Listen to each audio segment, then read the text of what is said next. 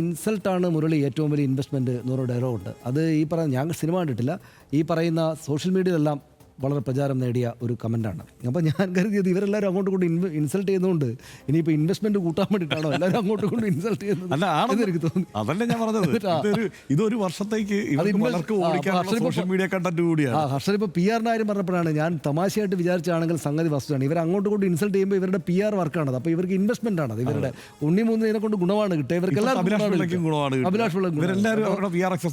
കൃത്യമായി ചെയ്യുന്നത് അതാണ്. അപ്പോൾ അത് ആ അർത്ഥത്തിൽ അങ്ങോട്ട് സർക്കാസ്റ്റിക്കായിട്ട് അതങ്ങ് സക്സസ് ആയി എന്നാണ് എനിക്ക് തോന്നുന്നു. പിന്നെ ഈ സുമതി വളവ്, മാളികപ്പുറം ഇതൊന്നും ഞാൻ കണ്ടിട്ടില്ല. മാളികപ്പുറത്തിൻ്റെ ചില ഭാഗങ്ങൾ മാത്രം ഞാൻ ടി വിയിൽ അവിടെ കണ്ടിട്ടുണ്ട്.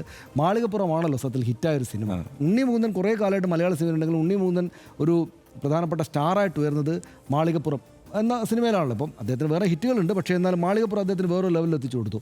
ആ സിനിമയുടെ പേരിൽ യഥാർത്ഥത്തിൽ ഇങ്ങനൊരു വിവാദം ഉണ്ടാകാൻ പാടില്ലായിരുന്നു എന്നാണ് ഞാൻ വിചാരിക്കുന്നത്. കാരണം അതിന് അദ്ദേഹത്തിന് സമാജം സ്റ്റാർ എന്ന് തമാശക്കാണെങ്കിലും വിളിക്കുന്ന വിധത്തിൽ തമാശക്കാണ് വിളിക്കുന്നത്. പക്ഷേ അദ്ദേഹത്തിന് ഒരു പ്രത്യേക ആൾക്കൂട്ടത്തിനിടയിൽ എന്ന് വെച്ചാൽ പെട്ടെന്നുണ്ടായി കേരളത്തിൽ വന്ന അത് എല്ലാവരും എന്തെങ്കിലും മോശക്കാരൊന്നും അല്ല. എന്ന് വെച്ചാൽ ഞാൻ പറയുന്നത് വളരെ വിനയത്തോടു കൂടിയും വളരെ ആരാധനാപൂർവ്വമൊക്കെ സിനിമ കാണുന്ന ആളുകൾക്ക് മുന്നിൽ വളരെ ഗംഭീരമായിട്ടുള്ള സ്റ്റാർഡം അദ്ദേഹത്തിന് ഉണ്ടാക്കി കൊടുത്തൊരു സിനിമയാണ്. അപ്പോൾ അതിൻ്റെ പേരിലൊരു വിവാദം ഉണ്ടാകാൻ പാടില്ല. ഇതിപ്പോൾ വന്നിട്ട് മൂപ്പര് വിവാദം സ്റ്റാർ ആരാണ് കേരളത്തിലെ മലയാള സിനിമയിലെന്ന് ചോദിച്ചാൽ അത് ഉണ്ണിമൂന്നനാണ് എന്ന നിലയിലേക്ക് കാര്യങ്ങൾ വരുന്നതായിട്ടാണ് നമ്മൾ കാണുന്നത്. എന്ന് മാത്രമല്ല, ഈ സമാജം എന്ന് പറയുന്ന സംവിധാനത്തിനകത്ത് ഈ ഒരു സമാജത്തിൽ ഉൾപ്പെട്ടിരുന്നവരാണ് ഇവരെല്ലാവരും. അതിൽ നിന്ന് അദ്ദേഹം അടർന്നുപോയി. അതായത് ഈ സമാജം എന്ന് പറയുന്ന സംഗതിയുടെ ലീഡറായിട്ടാണെന്ന് തോന്നുന്നു അഭിലാഷ് പിള്ളയെ നമ്മൾ കണ്ടിരുന്നത്. എന്ന് വെച്ചാൽ അതൊരു പ്രത്യേകതരം ബ്ലോക്കാണ്.